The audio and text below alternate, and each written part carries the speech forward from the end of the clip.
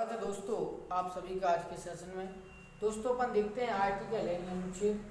जो इसके पहले वाली क्लास में अपन को कुछ आर्टिकलों के बारे में अपन ने चर्चा कर ली थी। आज अपन और शेष आर्टिकल के बारे में चर्चा करते हैं। तो देखिए दोस्तों, सबसे पहले है आर्टिकल 263 यानी अनुच्छेद 263। इसमें अंतर्राष्ट्रीय परिषद का गठन। अंतर्राष्ट्रीय परिषद का गठन मतलब अंतर्राष्ट्रीय जैसी शब्द आता है तो आप समझोगे एक देश अपना देश के बाद दूसरे देश के लिए जो अपने फैसले नियम कानून के आधार पर व्यापार संबंधी और तमाम प्रकार के जो संगठन हैं इनसे संबंधित जो परिषद का गठन होता है वह आर्टिकल 263 के अंतर्गत होता है। नेक्स्ट है दोस्तों 266 में भारत में राज्यों की संचित निधि है। क्या है संचित निधि दोस्तों? भारत में राज्यों की संचित निधि। संचित निधि का मतलब कि भारत में राज्यों का जो परसेंटेज है क्या है संचित निधि। संचित निधि का मतलब क्या है? धन। किससे? धन से संबंधित जो राज्यों से संचित निधि का कार्य होता है वो आर्टिकल 266 में है। नेक्स्ट है दोस्तों 266 में आकस्मिक निधि। आकस्मिक निधि माने आवश्यकता पड़ने पर आकस्मिक निधि के द्वारा पैसा धन निकालना। नेक्स्ट है दोस्तों 280 में दोस्तों वित्त आयोग का गठन। किसका है दोस्तों? वित्त आयोग का गठन। वित्त आयोग में क्या है?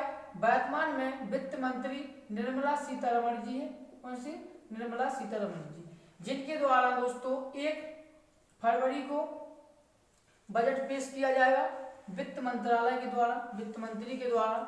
अब इसमें क्या होता है, जिस प्रकार से अपने घर में किसी पूरी साल में या पूरे साल में का जो बजट बंदोबस्त तैयार किया जाता है उसी प्रकार से पूरे भारत का बंदोबस्त बजट यानी पूरे साल में कितना रेलवे पे खर्च पैसा हुआ, स्वास्थ्य पे, ऊर्जा पर, यानी सभी पर जो अलग अलग मंत्रालय के माध्यम से कितना पैसा खर्च हुआ और सरकार को कितना पैसा प्राप्त हुआ, इन सभी के अंतर्गत क्या दोस्तों वित्त मंत्रालय का कार्य होता है।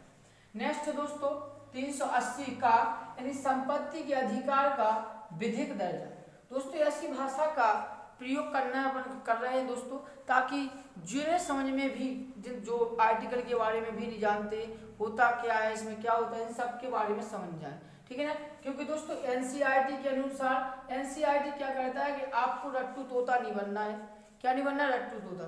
थोड़ा अपने लेवल पर समझने की कोशिश की जाए ताकि आपको लंबे समय तक ये आर्टिकल और इनसे संबंधित जानकारी आपको क्या रहे दोस्तों, याद रहे और आप परीक्षा में अच्छी तरह से सफल हो सकें। इसलिए संपत्ति का अधिकार, जब दोस्तों भारत का संविधान लागू हुआ था 26 जनवरी 1950 को, तो तब भारत में जिस दो अपन को 6 फंडामेंटल राइट है, नहीं 6 मौलिक अधिकार हैं। ठीक है ना? जो 6 मौलिक अधिकार हैं, 6 ना होकर दोस्तों 7 हुआ करते थे। कितना हुआ करते थे? 7। लेकिन दोस्तों संपत्ति का अधिकार था 7वां। कौन सा अधिकार था? संपत्ति का अधिकार। तो संपत्ति का अधिकार से को जनता को देने से क्या हुआ कि संपत्ति के अधिकार से क्या हुआ कि जब सरकार को कहीं पर तालाब बनाना पड़ा या फिर रेलवे लाइन बिछानी पड़ी या फिर सड़क गुजारनी पड़ी तो ऐसी जगह पर बहुत बड़ा विवाद हुआ सामने। यानी जो लोग थे, वो जो व्यक्ति थे, यानी जनसंख्या, पब्लिक, उन्होंने क्या किया? विरोध किया कि संपत्ति अधिकार एक अपना मूल अधिकार है, जिसको मूल अधिकार से हटा के क्या कर दिया? एक विधिक अधिकार बना दिया और 300 काम इसको डाल दिया कि अब इस पर सरकार नियम कानून बना सकती है और जो आवश्यकता पड़ने पर सरकार आपकी संपत्ति को दोस्तों क्या कर सकती है? ले सकती है। जैसे आपका जहाँ पर तालाब बनाना है, आपका कुआं आ रहा है तो उसको सरकार ले सकती है आपको मुआवजे के रूप में, या फिर आपका घर सड़क में आ गया या आपका घर रेलवे लाइन में आ गया तो ऐसे में क्या हो सकता है कि आप इसको सरकार की बात मानते हुए आपको इस पर कार्य करना पड़ता है। लेकिन इसके पहले क्या हुआ करता था कि लोग बाग सरकार की नहीं सुनते क्योंकि ये हमारा संपत्ति एक मूल अधिकार हो जाता था। ठीक है ना? तो नेक्स्ट है दोस्तों 312। आर्टिकल 312 कहता है अखिल भारतीय सेवाओं का सृजन। कौन सा? अखिल भारतीय सेवाओं का सृजन मतलब प्रतियोगिताओं से संबंधित प्रतियोगिताएं। कौन सी प्रतियोगिताएं? जो तमाम प्रकार की प्रतियोगिताएं होती हैं जो अखिल भारतीय सेवाओं के माध्यम से होती है, जो कि भारत और राज्य दोनों में होती है। नेक्स्ट दोस्तों के 315 आर्टिकल 315 में संघ लोक सेवा आयोग और लोक सेवा आयोग संघ लोक सेवा आयोग का मतलब है दोस्तों यूपीएससी, और लोक सेवा का मतलब एमपी, मतलब सॉरी एमपी या हाँ एमपी। इसके बाद अन्य राज्यों से संबंधित सेवा, कौन सी? संघ लोक सेवा, राज्यों से संबंधित। और जैसे यहाँ पर पीएससी आ जाएगी, क्या है? संघ लोक सेवा में पीएससी, और संघ लोक सेवा आयोग का मतलब यूपीएससी। इसका गठन 300 आर्टिकल 315 के अंतर्गत है। नेक्स्ट दोस्तों आर्टिकल 324 में निर्वाचन आयोग की स्थापना, कौन सी? निर्वाचन आयोग के अनुसार व्यवस्था, जिसमें दोस्तों जिसके अनुसार पूरे भारत में चुनाव कराए जाते हैं, और सरपंच से लगा के भारत के प्रधानमंत्री और राष्ट्रपति तक के, जिनकी दोस्तों चुनाव आयोग की जिम्मेदारी होती है, जिसमें दोस्तों अलग अलग राज्य के अलग अलग चुनाव आयुक्त होते हैं, और क्षेत्र वाइज के अलग अलग, और इसके बाद केंद्र से संबंधित अलग है। ठीक है, तो नेक्स्ट दोस्तों अब आर्टिकल 326 में व्यक्ति को वयस्क मताधिकार का दोस्तों आर्टिकल के माध्यम 326 के द्वारा अपन को वयस्क मताधिकार प्राप्त है।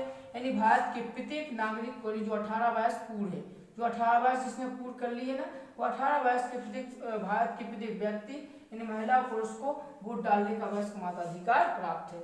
नेक्स्ट आर्टिकल 330 में लोक सेवा के द्वारा एससी और एसटी माने एससी अनुसूचित और एसटी अनुसूचित जनजाति के द्वारा दोस्तों विशेष दोस्तों क्या आरक्षण शुरू, ठीक है, 330 में आर्टिकल में।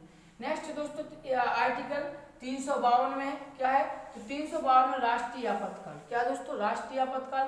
तो राष्ट्रीय आपातकाल क्या होता है कि राष्ट्रीय आपातकाल जैसे संकट परिस्थिति के समय आता है, राष्ट्रीय आपातकाल पूरे देश में लगाया जाता है, या फिर किसी राज्य की स्थिति शांति, किसी राज्य की शांति, या उस राज्य में अकाल या युद्ध जैसी परिस्थिति हो जाती है, तो ये किसी राज्य में भी और पूरे देश में भी लग सकता है क्या? राष्ट्रीय आपातकाल। राष्ट्रीय आपातकाल कब लगाया जाएगा? जब किसी देश से युद्ध छिड़ जाए, या फिर देश के अंदर अकाल की परिस्थिति जैसे बाढ़ या तूफान, या फिर सूखा जैसी स्थिति, या शांति यानी भारत हो या किसी क्षेत्र के अंदर आंतरिक स्थिति उत्पन्न यानी आंतरिक संघर्ष उत्पन्न हो जाए, ऐसे में दोस्तों राष्ट्रपति जी के द्वारा राष्ट्रीय आपातकाल घोषित कर दिया जाता है, और पूरे राष्ट्र में यानी पूरे राज्य में या पूरे देश में दोस्तों राष्ट्रपति शासन लागू हो जाता है राष्ट्रीय आपातकाल के द्वारा।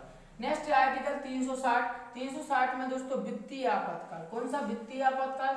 जैसे वित्त मंत्रालय से संबंधित है वित्तीय आपातकाल, यानी जब पैसा की यानी जब क्या हो जाए, देश कंगाल हो जाए, पैसा ना बचे, जैसे कि वर्तमान समय में श्रीलंका है, क्या? श्रीलंका के बाद अफगानिस्तान, पाकिस्तान, ऐसे जो देश हैं जिनके पास पैसा दोस्तों अपने रोजी रोटी के लाने भी पैसा नहीं बचा है, ऐसी स्थिति में वित्तीय आपातकाल की घोषणा हो जाती है, किनके द्वारा?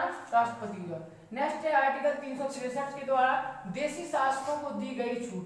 जब संविधान की दोस्तों का निर्माण हो रहा था, उस समय पर आर्टिकल 363 डाला गया संविधान में, कहा गया कि जो देश के राजा हैं, जो देश के शासक हैं, इनको ब्रिटिश के द्वारा, किसके द्वारा? ब्रिटिश के द्वारा जो उपाधियां दी गई हैं, जो पेंशन दी जा रही हैं, जो उन्हें पद दिए जा रहे हैं, इन सभी पदों को दोस्तों क्या कर दिया जाएगा? बंद कर दिया जाएगा आर्टिकल 363 के अनुसार। यानी कोई शासक, कोई राजा नहीं रहेगा, ठीक है ना, कोई उपाधि नहीं रहेगी। इसके बाद दोस्तों आर्टिकल 363 के अनुसार संसद की संविधान संशोधन की शक्ति। क्या? संविधान संशोधन की शक्ति।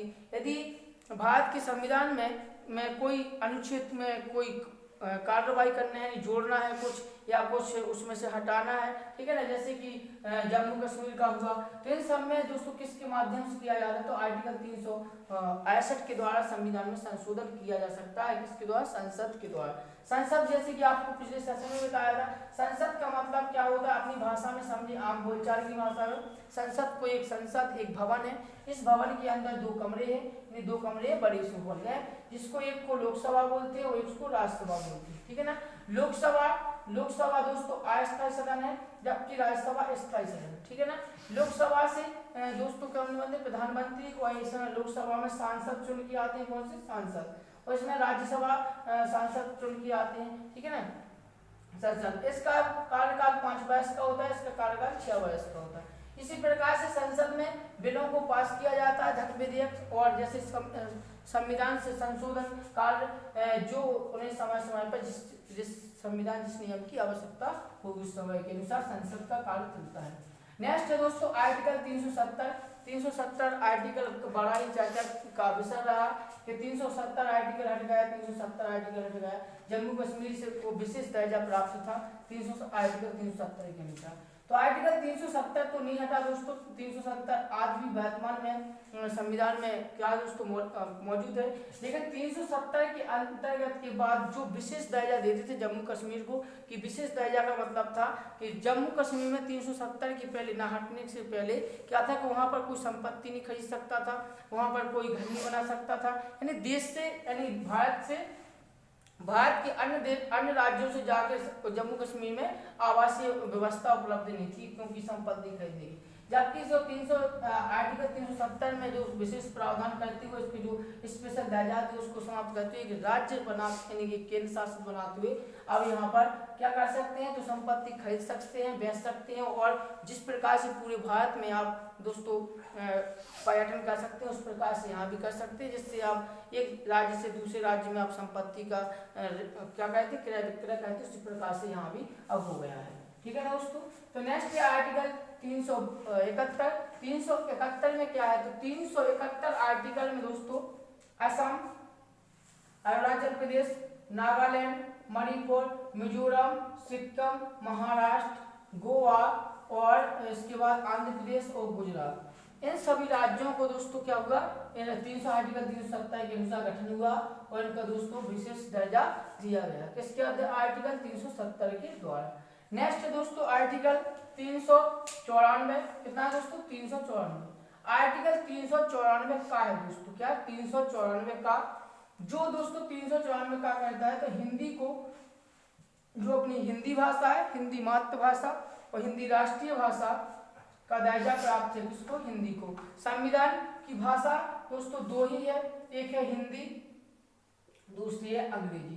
ठीक है ना, दो ही भाषाओं में क्या दोस्तों संविधान का प्रारूप तैयार है और लिखित है, हिंदी और अंग्रेजी भी, क्योंकि हिंदी भारत में औसतन एवरेज में अधिक संख्या में बोली जाती है, जबकि अंग्रेजी ऐसे वाले राज्यों के लिए है जहां पर दोस्तों हिंदी नहीं बोली जाती, जैसे कि नागालैंड में अंग्रेजी मातृभाषा है, इसके बाद तमिलनाडु में मलयालम और केरल है, कर्नाटक है, इन दक्षिणी राज्यों पूर्वी राज्यों में दोस्तों हिंदी का बोलचाल बहुत कम है।